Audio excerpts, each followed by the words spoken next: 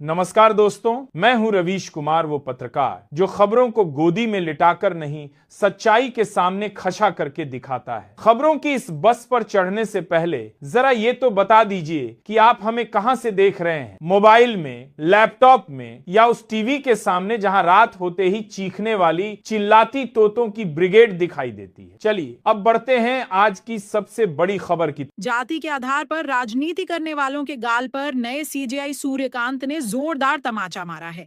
यह देश बाबा साहेब के संविधान से चलेगा।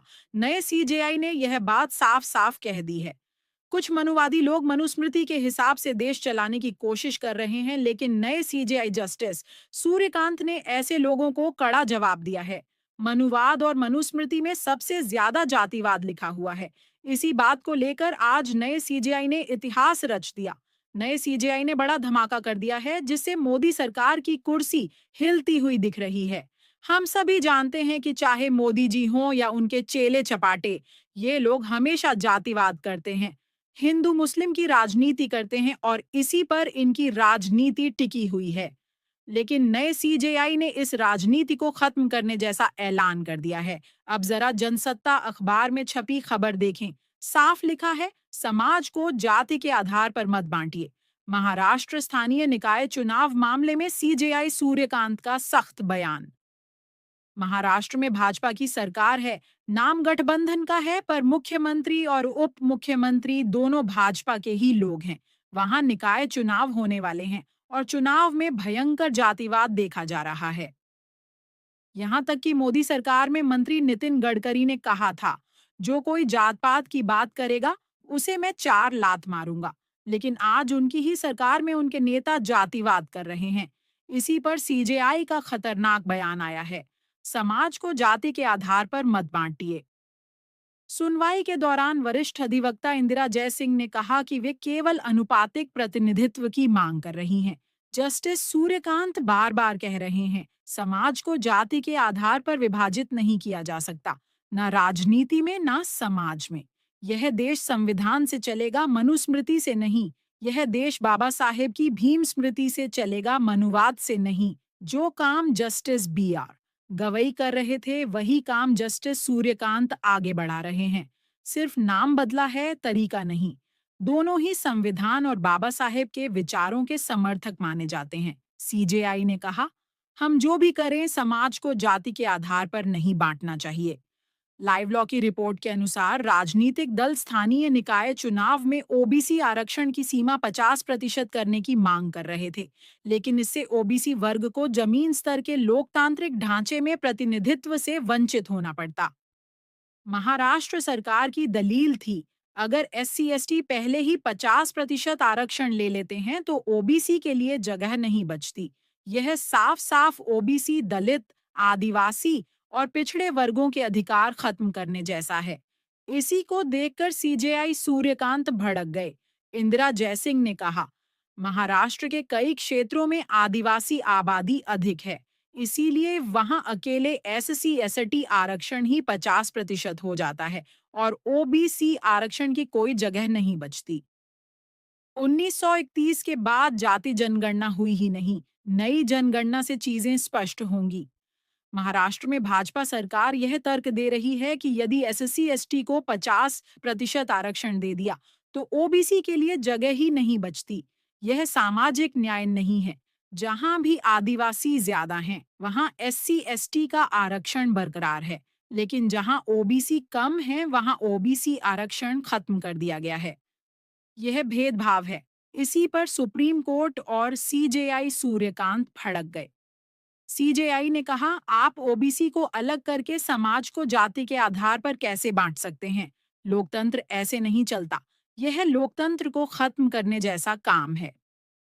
नए सीजेआई जस्टिस सूर्यकांत और जस्टिस BR गवई दोनों करीबी माने जाते हैं और दोनों ही एक जैसी विचारधारा रखते हैं। संविधान, न्याय, दलित, पिछड़े, आदिवासी और अल्पसंख्यकों के अधिकारों के समर्थक। जस्टिस गवई अक्सर कहते थे, अगर मैं जज बना हूं तो यह बाबा साहेब की देन है। अगर मैं सुप्रीम कोर्ट का बड़ा जज बना हूं तो यह भी बाबा साहेब की देन है। यह देश भीम स्मृति से चलेगा, मनुस्मृति का दफन होगा।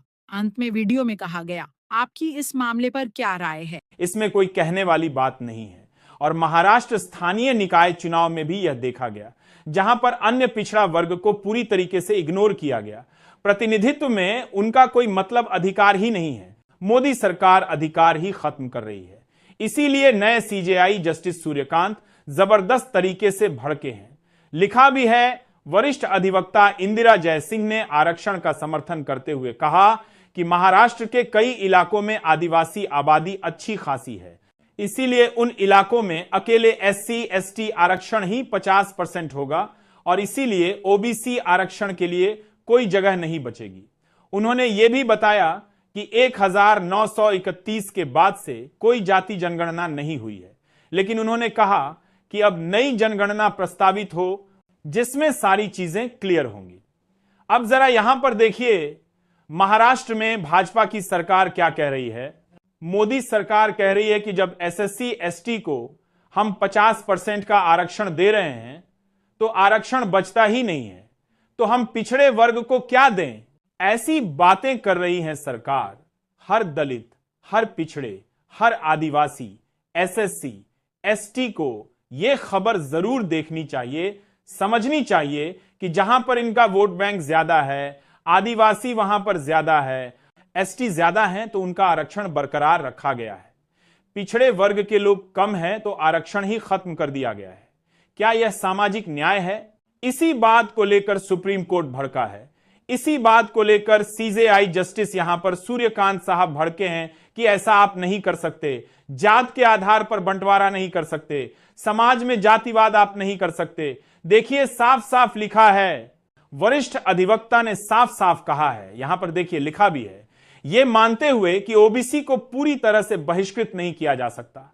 सीजेआई कांत ने टिप्पणी की, ओबीसी को बहिष्कृत करके लोकतंत्र कैसे स्थापित हो सकता है। बाद में न्यायाधीश ने अपनी यह धारणा व्यक्त की कि समाज को जात के आधार पर विभाजित नहीं किया जाना चाहिए। यहां पर मोदी सरकार के वकील से नए सीजेआई सूर्यकांत साहब ने कहा कि आप ओबीसी को अलग करके समाज में जात के आधार पर उन्हें बांटकर आप लोकतंत्र को कैसे मजबूत रखेंगे। यह तो लोकतंत्र को ढहाने जैसा काम है। आप लोकतंत्र को बर्बाद कैसे कर सकते हैं। नए सीजेआई साहब जबरदस्त तरीके से भड़के हैं। और दोस्तों, ऐसा इसीलिए क्योंकि justice Suryakant justice BR Gavai के बहुत ही क्लोज थे। एक हिसाब से दोस्त माने जाते हैं और विचारधारा भी एक है, क्योंकि दोस्ती उसी से होती है जिसकी विचारधारा लगभग मिलती जुलती हो। विपरीत विचारधारा का व्यक्ति यानी कि आपका दोस्त नहीं हो सकता, आपकी विचारधारा उसमें होनी चाहिए। और justice Suryakant justice BR Gavai के बड़े करीबी हैं और जस्टिस BR गवई हर एक मंच से बाबा साहेब की बात करते थे, संविधान की बात करते थे, न्याय की बात करते थे, दलितों, पिछड़ों, आदिवासियों, अल्पसंख्यकों की बात करते थे, अभिव्यक्ति की आजादी की बात करते थे, मौलिक अधिकारों की बात करते थे, संविधान का पाठ पढ़ाने की कोशिश करते थे और यह भी कहते थे कि आप सभी लोगों को पढ़ना चाहिए, शिक्षा अपनानी चाहिए। यहां तक कि जस्टिस BR गवई कहते थे कि मैं जज बना तो यह भी बाबा साहेब की देन है, और अगर मैं देश की सबसे बड़ी अदालत का सबसे बड़ा जज बना तो यह भी बाबा साहेब की देन है। तो यहां पर भीम का ही राज होगा, भीम स्मृति का राज होगा, मनुस्मृति का दफन होगा। यह देश संविधान से चलेगा, बाबा साहेब के विचारों से चलेगा, किसी मनु महाराज या मनुस्मृति से नहीं। इस पूरे मामले पर आप लोगों की क्या राय है, कमेंट करके जरूर बताइएगा। वीडियो को लाइक शेयर, अगर चैनल पर नए हैं सब्सक्राइब करके सपोर्ट कीजिएगा। मिलते हैं अगले वीडियो में, तब तक के लिए बहुत बहुत धन्यवाद।